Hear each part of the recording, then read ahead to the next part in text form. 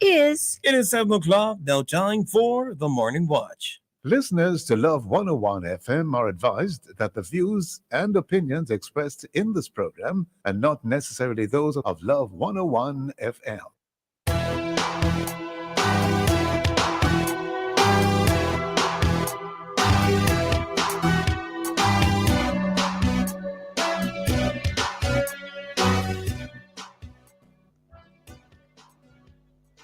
Hello and welcome to the Morning Watch on Love 101 FM. I'm your host, Dylan Toussaint. A special welcome to our listeners on love101.org. And if you're overseas and on the move, U.S. listeners can access us at 712-832-8001. And if you're in the UK, 0330-332-6541. Or join us via the Love 101 FM app that can be downloaded from the Google Play Store or the Apple Store. You can also join us on Love 101 FM Facebook and YouTube Live. In the first watch today, the war in Ukraine and the church's response.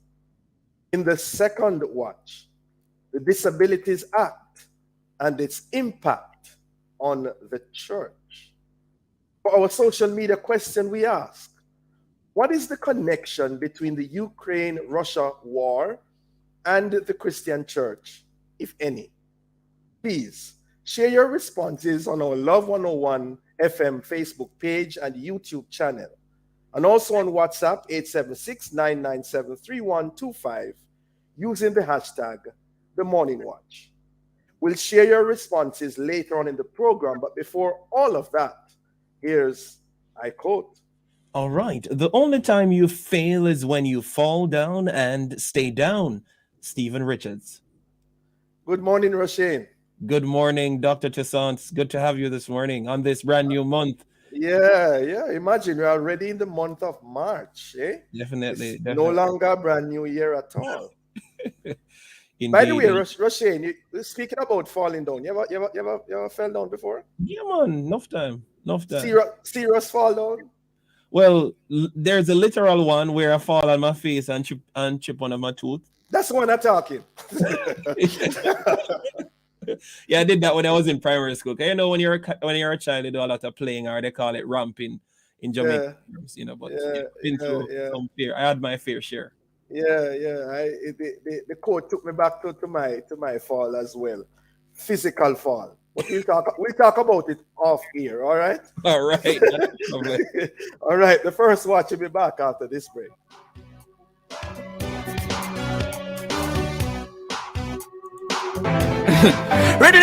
It's back. It's back. It's back.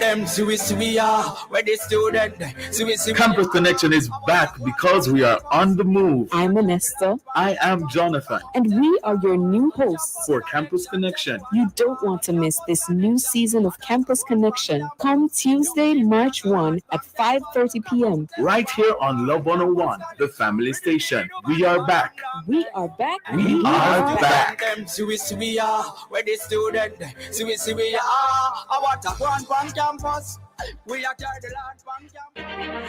Jamaica and its workforce are advancing quickly. Life-changing opportunities are arising. You need training and support. We are the Renewed Heart NSTA Trust, committed to providing new and emerging skills training and opportunities. Come to Heart. We'll help you claim your place in the workforce of the future.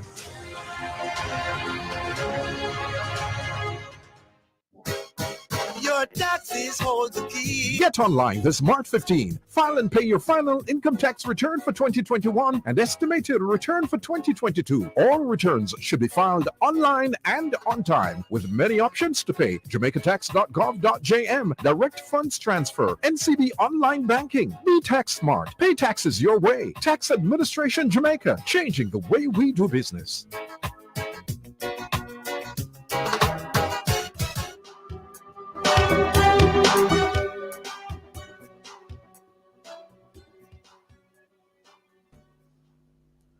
Welcome back to the Morning Watch. Thanks for staying with us.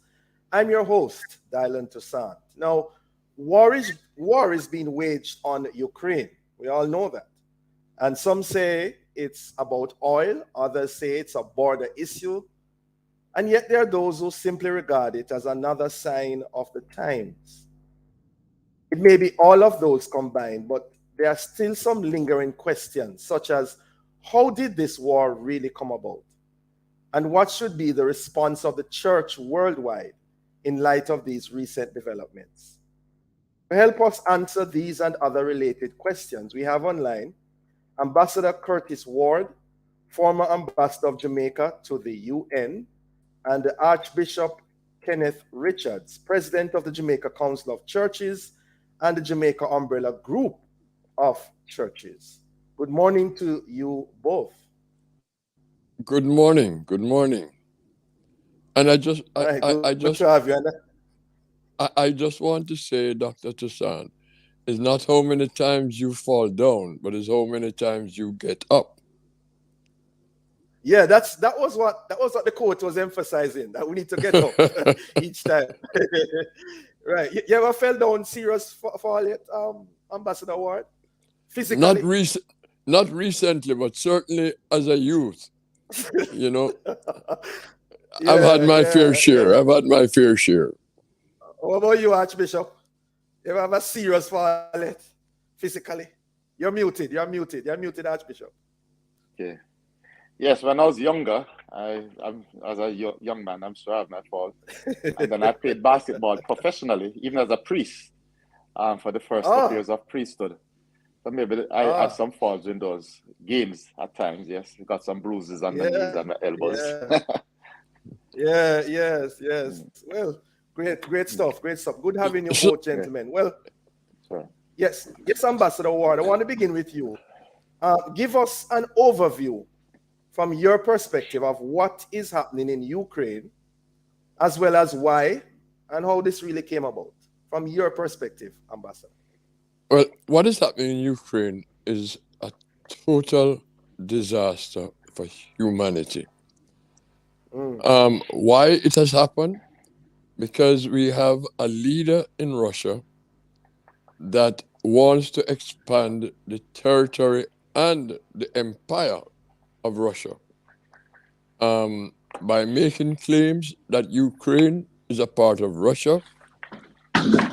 But if you look at these claims, whether they are based in historical facts or otherwise, the fact that several years ago you were a part of an empire, and we, since World War II, have been dismantling empires. Countries have become independent countries. Hundreds have become independent countries.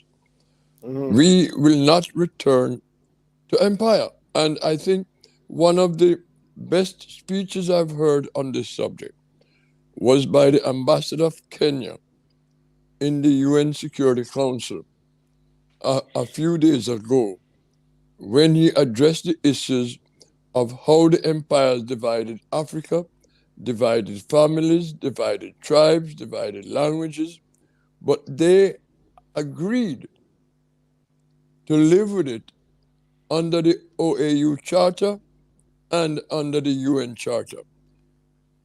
We know right there in CARICOM, we have two countries whose territories are threatened by neighboring countries because they like to harp back on the 16th century and the 17th century and say, oh, that belonged to us at that point. No, it does not belong to you. People are independent. They choose their course.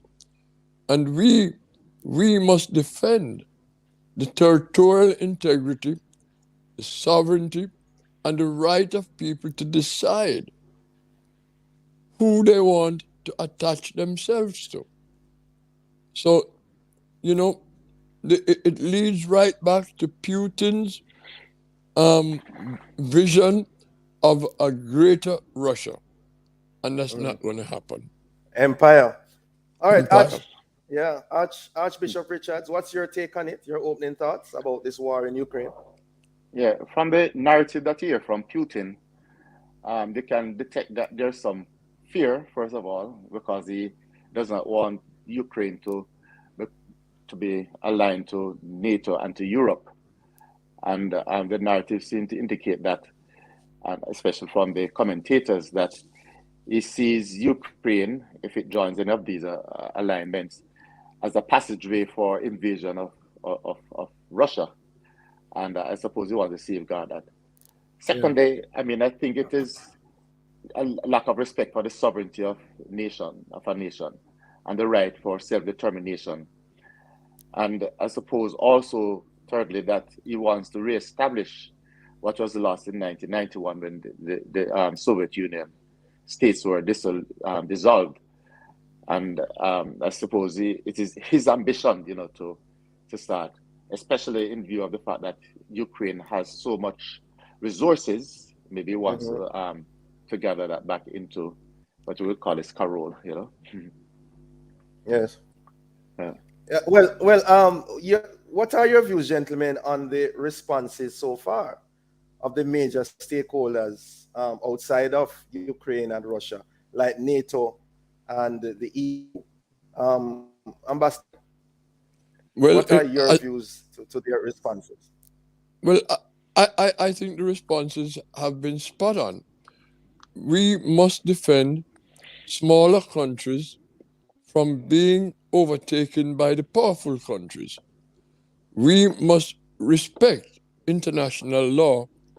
If we don't have a rules-based international system that is honored by everyone and defended by everyone, the world would be in a total chaos. So we cannot afford the ambition of one man to overtake world order and impose his will on a neighboring state. NATO, Ukraine is not a part of NATO. I don't envision Ukraine ever becoming a part of NATO, but this action by Putin and Russia could push Ukraine into wanting to become a part of NATO. Other countries bordering on Russia, such as Poland, the Baltic states, are parts of NATO. NATO, but, yes. Yeah, but NATO, Dr. Toussaint, you talked about Putin. No, I mean, Archbishop mentioned Putin's fear of being invaded by NATO. That's not going to happen, ever. That's not what NATO is about. NATO is to defend free European countries, not to impose its will on another country. That's not what they do. Interesting. Let me hear. The Atlantic Alliance is to defend Europe and to prevent a third world war. Yeah. Let me bring in Archbishop. Archbishop, your thoughts on the response so far? I truly commend all the parties, the stakeholders, or the way in which they have been responding. Especially, I think that Putin has been trying to bait them into to armed response, but they have not been taking it, and I like the response that they have been taking with respect to the commercial ways in which they are imposing restrictions on Russia to survive, and obviously it's taking effect little by little, and we see where it will go in a couple of days as things take effect. But I truly commend them for their principled response, because I think it's based on principle, what the UN is all about with respect for sovereignty and trying to avoid a third world war. And so I commend their action currently. And I hope that all the restrictions that are put in place with respect to banking relations, not allowing them to participate in the sporting activities, etc., little by little is taking effect. And we see the people in St. Petersburg and in parts of Russia resisting, demonstrating against the action of Putin.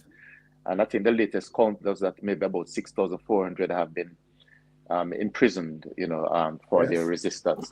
And then I heard a very sad story this morning. Could you just hold that thought, please, Archbishop? We're up on a break. We'll be right back. Yeah, okay. Hooked on the tastiest mackerel around. The time Alaska mackerel is 7:15 right here on Love 101, the family station. Get your business going with a DBJ Serve loan. Utilize a DBJ recovery line of credit to grow your business or a Go Digital loan to digitize your operations. Borrow up to 800,000 Jamaican dollars with a Go Digital loan or get a line of credit for up to $10 million. Contact us today, 888-438-5627, WhatsApp 876-295-1298, and follow at JN Bank on social media. Conditions apply. JN Bank Small Business Loans. We'll help you find a way. Do you have a heart condition? Your care should be in the hands of our experienced cardiovascular team at Partners Interventional Center of Jamaica. We're one of the leading heart centers for angiogram, stenting, pacemakers, EP studies, and ablation therapy. PICJ has the expertise and latest technology to treat all your heart needs. Call 876-995-7425 or email info@pic-jm.com for appointments. PICJ, your partners for life. I did a crazy attack. You see me is a real G, real go-getter. My life move non-stop. So me have to stay link and floor yard and road. And my connect and one plan link me up at home with Wi-Fi and on my mobile with data and calls to any network. At my yard, non-stop streaming my vibes. I studying for my picking them and out the road. And non-stop vibes, same way. Flow connect me non-stop for as little as $3,999 a month. Plus GCT. I forget it. Visit discoverflow.co. Conditions apply.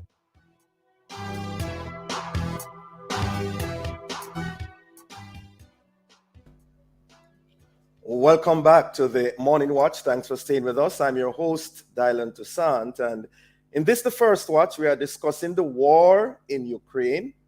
And we're now going to segue into the church's response in a short while. And we have online Ambassador Curtis Ward, former ambassador of Jamaica to UN, and Archbishop Kenneth President of JCC and Umbrella Group of Churches. Archbishop Richards, before the break, you're telling us about something that you heard this morning or recently? Yeah. There was one, I don't know if it was a commentator or one of the leaders of nations. But he was reporting a text or a screenshot that was made, sent to the mother of one of the Russian soldiers who was expressing his disappointment at what was taking place. And then he described how Ukrainians were throwing themselves before the advancing tanks, etc., and being run over. Yes. And I suppose because of his own resistance, he was shot and he was killed, just after he sent that screenshot to his mother. What it speaks of the pain and the tragedy of what is taking place. Yes. Yeah, gentlemen, you both expressed, based on what I was hearing from you, that you are okay so far with the response of NATO and the EU. But shouldn't they go in? There are persons who are now arguing that with what's going on, with what Archbishop Richards just described, that there needs to be now military intervention. What say you quickly on that, Ambassador Ward, and then? Let's look at it this way. If NATO send troops into Ukraine, it will be transition into a third world war. Because you mentioned, Dr. Toussaint, debating that Putin is engaged in. In those of us who deal with international sanctions have this term that we use. We call sanctions as between words and war. Sanctions, as the Archbishop mentioned, take time to have effect. We have never seen sanctions as targeted at the economic base of Russia, finance, energy, etc., as these sanctions that we have seen. We have seen sanctions that are being imposed, that have not been imposed in decades. And they will have shorter term before they become effective. Most sanctions take a lot of time, but these sanctions will be far more effective in a shorter time than the usual sanctions that we have seen in the past.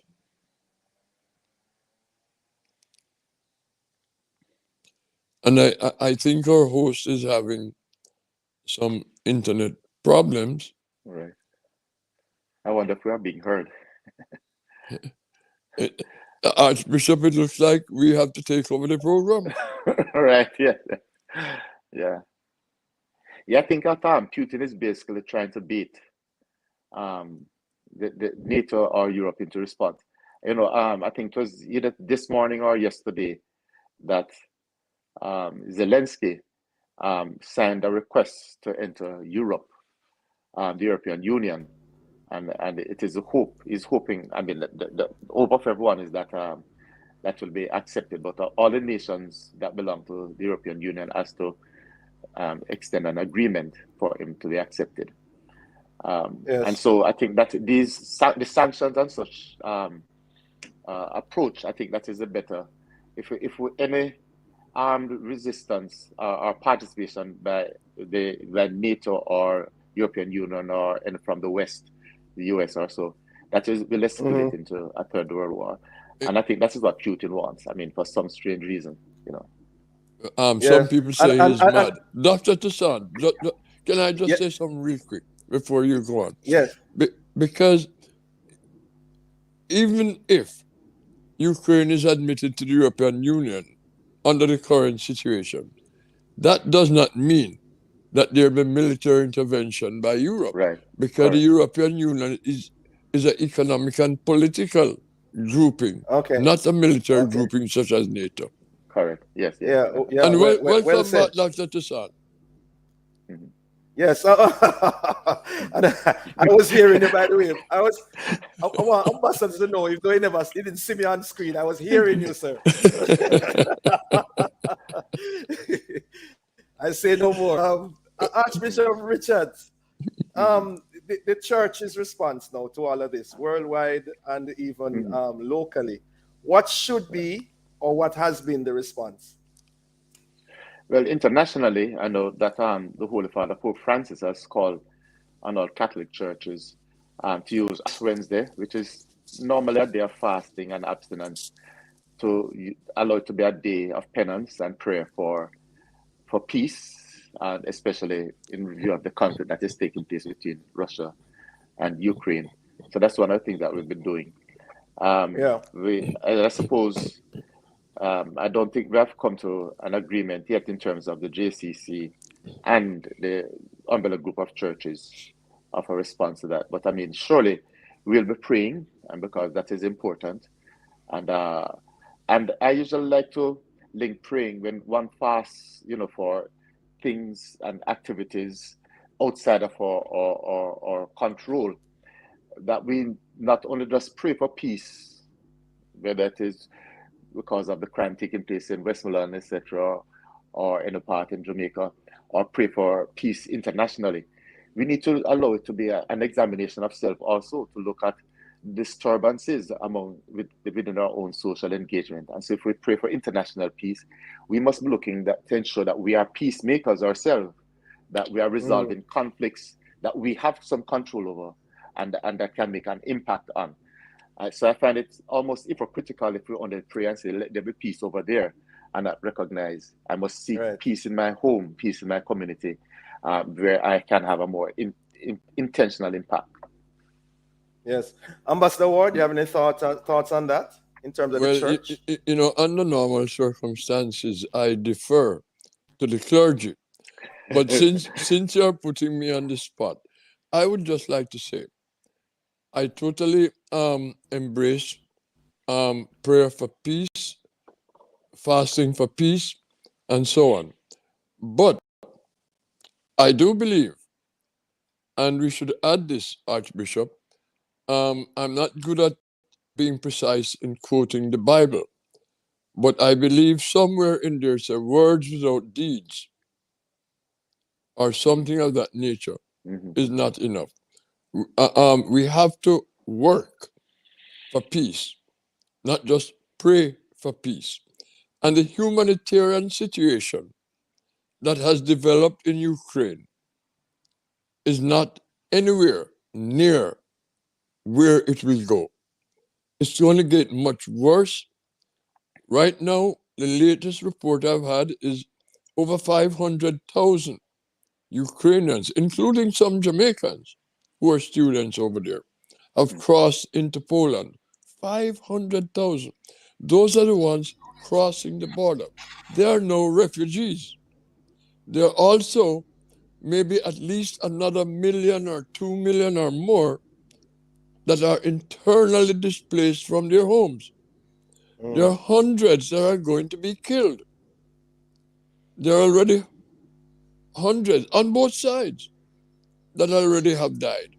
So the humanitarian situation is something the church has to step in. To my firm belief, and help to alleviate those problems. But as the Archbishop said, we have those similar problems in Jamaica on a different scale, where outsiders are not fighting against us.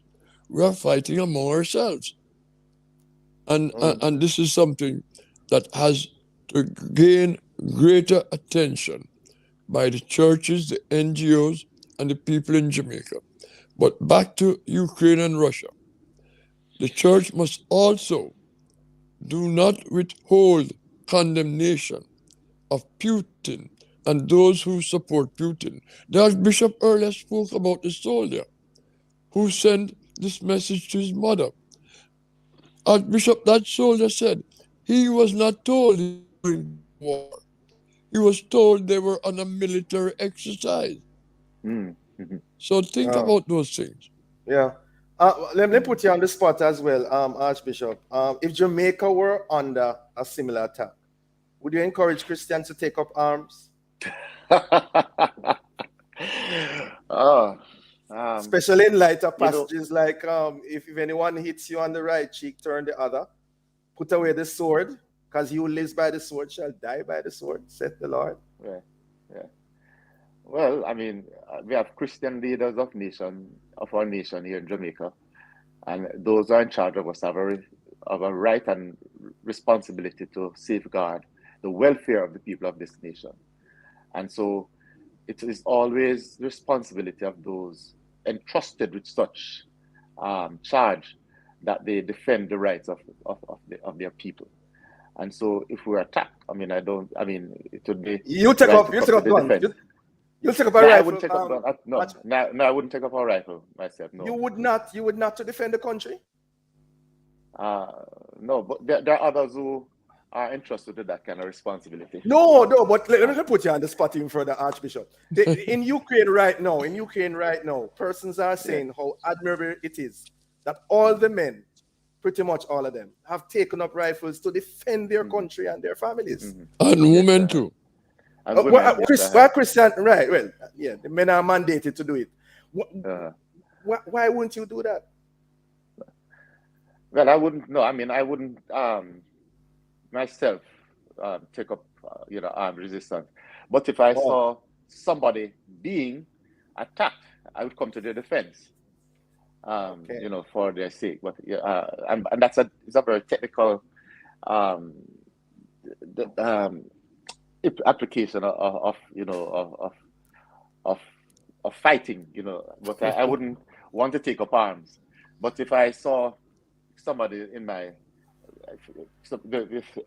being attacked, I would go to their defense. Yeah, pacifist. No, Dr. Tisan, in fairness to the Archbishop. We have 1 minute.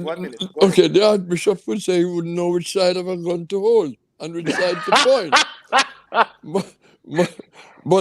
You sure about that? You sure about that, Ambassador? Throughout the Old Testament, there were armed conflicts on the side of the just. Yes. And we have developed in international law that there are just wars.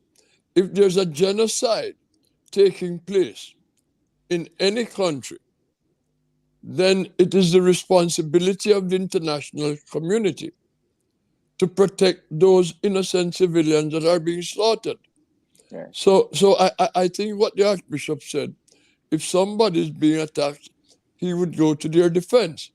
And that is the natural instinct. And that's what God would want him to do, to defend the innocent, from harm. Yes, so it is not, he is not belligerent. Yeah.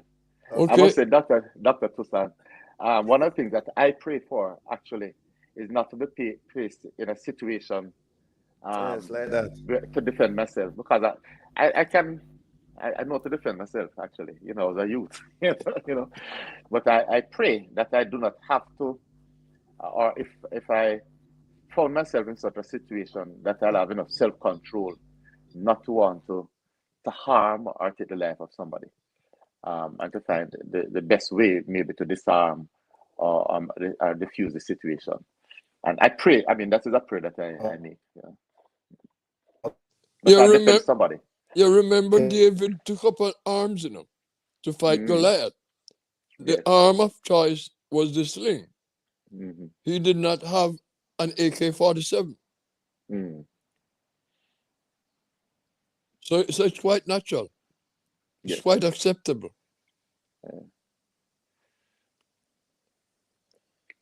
You can tell that I'm not clergy, right?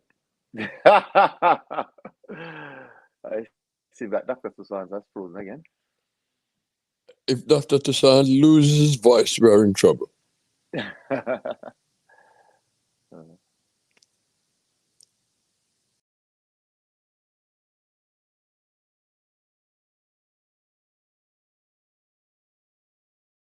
Paints and home decor that inspire beauty and elegance. It's the February 5/50 sales event happening now. Old Hope Road and Constant Spring Road. From generation to generation, Jamaicans have depended on J&B Bank to make the pride and joy of providing a safe place for their families possible. Now, with no processing fees and no down payment mortgage options, you can open the door to your own sweet home, a legacy to hand to your next generation. Visit jnbank.com to get pre-approved today. J&B Bank will help you find a way. The following is a message from the Ministry of Tourism. Without a doubt, tourism is Jamaica's #1 industry, and our dedicated workers are its greatest asset. Jamaica would not be the heartbeat of the world without you. As the industry rebounds from the impact of COVID-19 pandemic, we truly need all hands on deck, yours included. Vaccination holds the hope for tourism's full recovery. In addition to COVID-19 protocols, it is the only comprehensive way to fight the pandemic and save lives. I am therefore urging every worker in the tourism and hospitality industry, in all the subsectors, including accommodation, attraction, entertainment, transportation, and craft, to do your part and get vaccinated. Do it for yourself, your family, your workplace, and your community. Do it for Jamaica, land we love. Stay safe. Get vaccinated. The preceding message was brought to you by the Ministry of Tourism. Get ready for another Testimony Tuesday inside Alive, 1 to 5, March 1. 2 o'clock will be time for a blast. More prayer, more power. 2:15 inside the evidence, we hear from Carol Dulland and her testimony of salvation and total transformation from drug addiction, partying, and holy more. Then at 3 p.m., we go behind the pulpit with author, lecturer, motivational speaker, and Bible Institute founder, Apostle Ricardo Gordon, overseer of the New Covenant Ministry International Churches in Jamaica. All this and more will come your way inside Alive, 1 p.m. to 5 p.m. with me, your host, Sarah and the Chirpy One, on the family station, Love 101. It's back. It's back. It's back. Campus Connection is back because we are on the move. I'm Anesta. I am Jonathan. And we are your new hosts for Campus Connection. You don't want to miss this new season of Campus Connection. Come Tuesday, March 1 at 5:30 p.m. Right here on Love 101, the family station. We are back. We are back. We are back.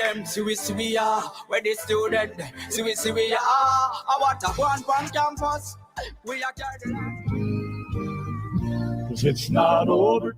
Listen to words of upliftment in Something More with Bishop Harold Blair, brought to you by the Faith Cathedral Deliverance Center. And he cried out to God. Have you been there?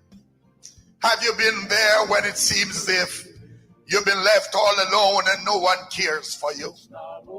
No one gives to you a word of comfort or consolation. But as you lift up your eyes to the hills from whence cometh your help, the Lord heard your cry. That's Something More with Bishop Harold Blair. Something More comes to you every Monday, Wednesday, and Friday at 9:30 a.m. here on the family station, Love 101. It's not over till it's over. It ain't over yet. Oh, it's not over.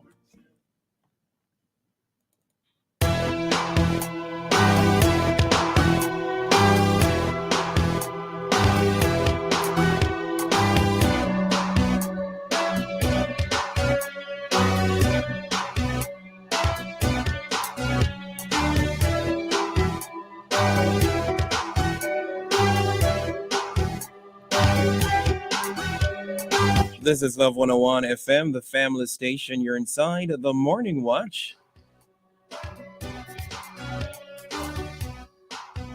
Of course, it's now time for the feedback question. What is the connection between Ukraine-Russia war and the Christian church, if any? And of course, I'm seeing some messaging here. Let me take this first one from Sister Matilda over there in Sandy Bay, Hanover. Good morning, Brother Roshane. Good morning, Dr. Toussaint. I think that the way the church can be connected is, number one, through prayer. Prayer is always relevant and effective in every situation of need. Secondly, those who speak on behalf of the church can express the church's disapproval of what has happened. And thirdly, when the opportunities arise, the church can support Ukraine by providing every help, physical assistance, that they may need. Okay, thank you. Indeed. Thank you so much. It's now time for the discussion of the second watch. As you would or should know by now, the new Disabilities Act has been passed and is in effect. We all need to acquaint ourselves with it and action accordingly. But in the meantime, let's look at its impact on the church. Joining me, of course, your host is back with us, Dr. Toussaint. And of course, joining us on the telephone at this time is Miss Gloria Goff and Mrs. Sarah Newland Martin. Over to you, Dr. Toussaint. Yeah, thank you very much, Roshane. Welcome, Miss Goff. Welcome, Mrs. Newland Martin. Are you both with us? Morning, I'm here. Yes, right, good to have you. Right, good to have you both with us, ladies. Morning, Gloria. Yes, we're talking about the Disabilities Act and the impact on the church. Ladies, what is your understanding of the Disabilities Act, and what are its major tenets in that regard? Beginning with you, Ms. Goff. Well, the Disabilities Act is an act to promote, and the rights of persons with disabilities and to promote and protect the rights of persons with disabilities and ensure that they have equal access to all that is existing in the country. So in terms of employment, education, public transportation, housing, all these socio-economic factors that exist in the country. So that's what the act is, to promote and protect the rights of persons with disabilities. Mrs. Newland Martin, what's your take on that? What's your understanding of this act? Gloria has spelled it out, but it also means that we are not only to expect that the provisions under the act are met, but also seek support through the council for persons with disabilities and redress the disabilities tribunal as well, should it be proven that their rights are being violated. And so this is where the church will come in as well, in terms of ensuring that there's access to every aspect if possible. However, I'll just mention that, for instance, my church has an upstairs building. I am not expecting a wheelchair user or someone with mobility difficulties to get to the third floor of the building. So I can tell you that my pastor, if and when I have to meet with him, he will meet me in the vestry downstairs. And there's access for wheelchair users to the vestry there. There are alternative ways in which we can ensure that persons have access to the buildings, ramps outside, parking spaces available. And I've always advocated in terms of the churches, because I've been visiting quite a number of the churches to see what has been happening in terms of even before the act came into being. I've been visiting quite a number of the churches, in particular the Baptist churches, since I chair the ministry to persons with disabilities, and have been encouraging them to have even at least one bathroom that can facilitate a wheelchair user, a sign on the door for the blind that they can use the braille, and to make sure that we have total access and not feeling that we're not an all-embracing community. Yes. Miss Goff, can you hear me? Yes. Yeah, what are some of the commendations you have for the act, and what are some of the concerns about the act that you have? Okay. Commendations for the act is that the act was really developed. The information that would go into the drafting instructions came about because of the participation of persons with disabilities. The committee comprised quite a number of persons with disabilities or persons working with persons with disabilities. So that's the first thing, to ensure it captured what persons with disabilities really wanted in there. Yes. The second commendation I have for the act is that it covers a wide range of issues, and as apart from the socio-economic issues that I mentioned, and Sarah did point out that it also establishes the Jamaica Council for the persons with disabilities, to which persons will be able to go to complain if they have any issues. But apart from complaints, the council is also there to drive policy and to also deal with investigations, and so on. So the other commendation I have with the act is how it is laid out. It is basically easy to read, although the legal language sometimes can really faze some persons. But it is divided into parts, and each part has subsections under it. So it's easy to follow the act. And what I also like about the act is that it has the regulations, and it will also have codes of practice, which persons, organizations can use as their guide as to how to operate to ensure that they comply with the act. Tell you what. Example, Tell you what, Miss Goff, we just hold that thought, please, or up on a break. We'll be right back. Okay.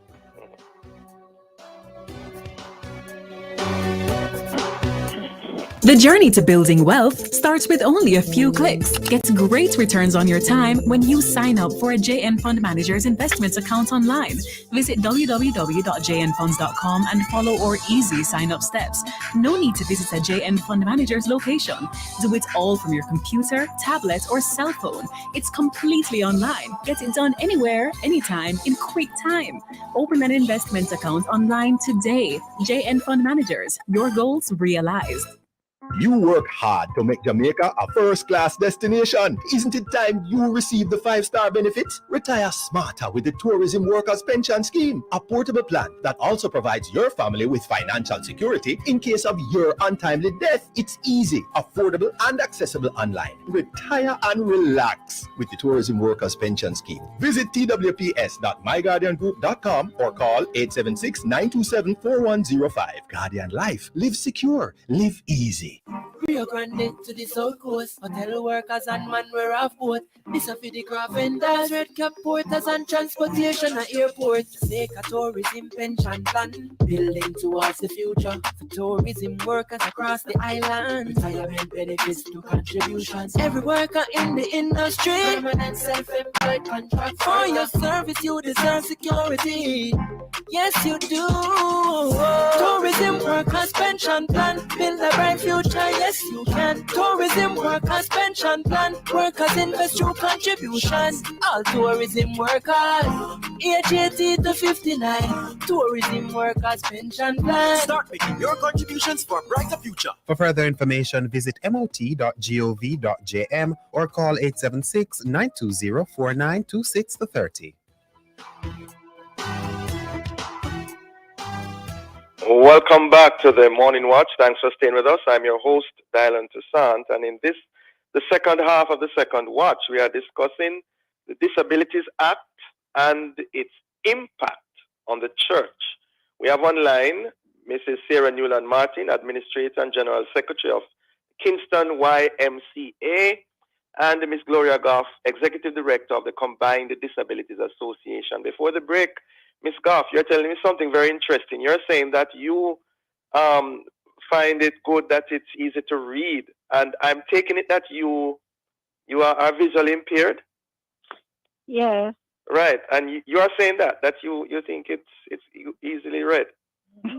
Well, when I was saying easy to read, I meant literally understanding the language. Oh, okay. Right? Okay. Understand the flow of it, and it's not. The information is not filled with all these wheretofore and thereafter and so on, and you know what. Right. So the jargon is to interpret to be read by the common man and woman. Yes, reading for me could be either braille or I could listen to it, audio. Okay, go ahead, Ms. Goff. You're saying some other things. What about the concerns so you I have? was saying that with the codes of practice, and I'm using employment for example. If someone reads, because an act will not give you all the details, the finer details, right, as to what do I do to prevent this discrimination that the act really is it's an anti-discrimination act as well. So what do I do to ensure I'm not discriminating? So you move now to the codes of practice when they are ready. And you can use that as a handbook because it's very detailed and it guides you in almost every aspect of the employment, of employment. The whole HR process and every human resources process. So that's what I mean when I talk about codes of practice. And there will be codes of practice for the major areas that would need that kind of guidance, like education, health, and I think public transportation, so all of those will have codes of practice. Right. So a health professional will have that and know what to do. An educator will, and an So Ms. Goff, employer will. are there any concerns, any major concerns you have? Well, I don't have any major concern. Well, Oh, okay. in terms of the act itself, Yes. no. But in terms of my hope for how speedily some of these things will be implemented, yes, I have reservations regarding that. Like what? Say more on And that. it's good. The good thing about it, if we pick up something, Uh-huh. in going through for the next 3 years, we have after this third year, we have there's the ability for the act to be reviewed at that time, Right, right. and then we can Mrs. make any changes. Yeah, Mrs. Newland Martin, you spoke about the church and access upstairs. What are some of the other challenges you see going forward in terms of churches interacting with this act? Well, first of all, in commending, I want to also commend Gloria because she has been one of those persons, along with Floyd, and many of us who were part of the putting together of the policy before it became the act. And I've always asked, why is it anything for the disabled takes so long? But I'm extremely happy that the act has now come into fruition, and that we really and truly need to educate our churches, membership, and to see how we can help them to understand. And I agree too that there are some reservations because some of these buildings, I don't know how it is that they're going to be retrofitted. That's exactly it. I don't know because honestly, Rev, I have been to some of the churches. Yes. And I tell you the truth, it's gonna be difficult. Yes. And so the churches themselves may have to look at ways and means in seeing how it is that they may have to find alternative ways to make it easy. Well, let's drill down into what you mentioned earlier, Mrs. Newland Martin. The whole matter of upstairs, access upstairs. Right. If someone living with a disability wants to go upstairs the church building and is unable to do so, would they have a case in regards to discrimination and all that? Because you're denying them the access to the building. So can I come in here? Yeah, 1 minute, Gloria. But there are some persons with disabilities. If you have a rail, they can manage the steps fine. But a wheelchair user, and as I mentioned, some persons with different types of mobility will have a difficulty getting there. Yes, Gloria, go ahead. Yeah, I was saying, in order to say you're being discriminated against, you have to have reasonable grounds on which to say. Of course. So the mere fact that this step, the church has a staircase, it doesn't mean that the Disability Rights Tribunal will rule that you are being discriminated against. It all depends on what it will, if there's a possibility, based on how the church was originally constructed, if they have enough space within to put in a lift, and if not, by knocking out walls, and so on, they will have enough space to renovate, and the cost of that renovation, if the church says, yes, whatever is happening upstairs, we will take it downstairs to you, because it will cost a horrendous amount of money to do it. Right. And so the church now then can plead the disproportionate and undue burden to the church for doing this kind of level of renovation. This is the alternative I'm speaking about. So while we're promoting that, and we want them to take, they'd have to show the Disability Rights Tribunal that this renovation is not possible, and to say why, and it has to be convincing. And that alternate plans were made in addressing the concerns. Right. Instead of meeting upstairs all the while, meeting downstairs most of the times to accommodate those who cannot go upstairs. That's right. And speaking of the disabled, we also think of the senior citizens as well. Right, right. Although this What act about is speaking for someone who persons with comes to disabilities. service and is visually impaired and also what do you call it? Hard of hearing? Or the deaf. Deaf Right. or hard Okay. of hearing. Yeah, Good. deaf or Right. hard of hearing, yeah. If there are no signers there for sign language and all of that, and for the visually impaired, I don't know. Well, I No, know for that. person. Oh, Go go ahead, ahead. Sarah. Go Oh, ahead, Sarah. I know that in some churches they send the program directly to the visually impaired ahead of the service for the Sunday, Yeah. so that they are familiar with the order of service. And usually, well, I can only speak for what I see happen at Bethel because we have one or two persons who are totally blind. The person who sits beside the person will help that individual, or let them know what is going to happen next, so that you don't have the blind person standing when everybody is sitting. Oh. So you will find a member offering assistance in that way. For the deaf now, I know that there is a plan afoot to try and see how we can mobilize the churches to put in place interpreters. How this is going to work out, I don't know, but it is something that is being discussed even before the act came into being. Yeah. Well, Ms. Goff, we're aware of the concerns, and we're aware of the need to see what it is that we can do to be an all-embracing church. Yes. Ms. Goff, if a blind individual were to attend service and there is nobody there interpreting in terms of sign language, would that person have a case in court? A viable case in court? You mean a deaf person? Because the blind person don't have interpreters. Huh? A deaf person. you mean. I'm so sorry. Deaf. Yes, person. deaf. I'm so sorry. Yeah, deaf. A deaf Yes, person. Would that person But you could have also viable put case? in technology because So we they can don't have read. enough. The truth is we don't have enough interpreters in Jamaica.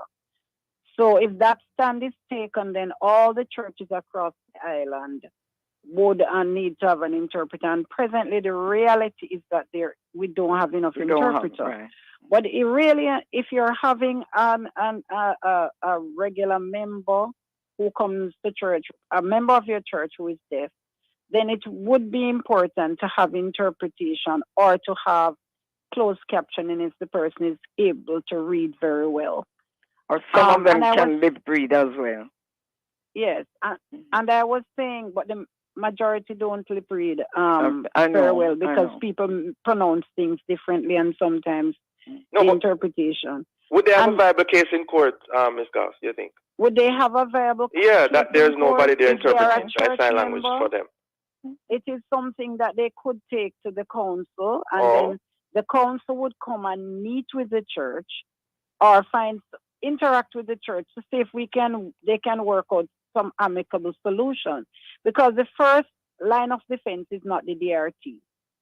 The first thing is that they will file their complaint with the council, and the council will have to see how best they can mediate or, work out something before it goes. It will only go to the DRT if there's no solution. Now, the DRT will determine, as I said before, based on the situation before them, whether this is a viable case. And the DRT will have a lawyer as the the chairman, of the DRT. Yes. Well, I'm sure you ladies will avail yourselves and your respective organizations. And So, I just wanted to make one more point, though. There are some simple things that can be done in the church that nobody will even know that you have a blind person in the church. quick, Miss Goff, quick. You know, if you say sit when people are to sit, stand when people are to stand, read the program before you begin, just after the beginning of the service. Then although you want them to have it up front, but if you're not ready yet, then you can at least practice that until Okay. you get there. Thank you. And I'm sure You're persons welcome. will be wanting access to your wealth of knowledge and information in this regard. Thank you both for joining us, ladies. Have a productive day. Okay. Thank you for having us. Thank you, listeners, for being with us. Join us again tomorrow as we continue to set the stage for discussion of topical and controversial issues. For information, we'll get copies of this program. Call our production department 876-968-959627. This has been the Morning Watch. Thanks to our producer, Miss Kathy Gale, and our guests. I'm Dylan Toussaint. Hand you back to Love in the Morning with Shane Douglas. Thank you, Dr. Toussaint. Bless you. Have a good day. Same to you. It's Love 101 FM, the family station.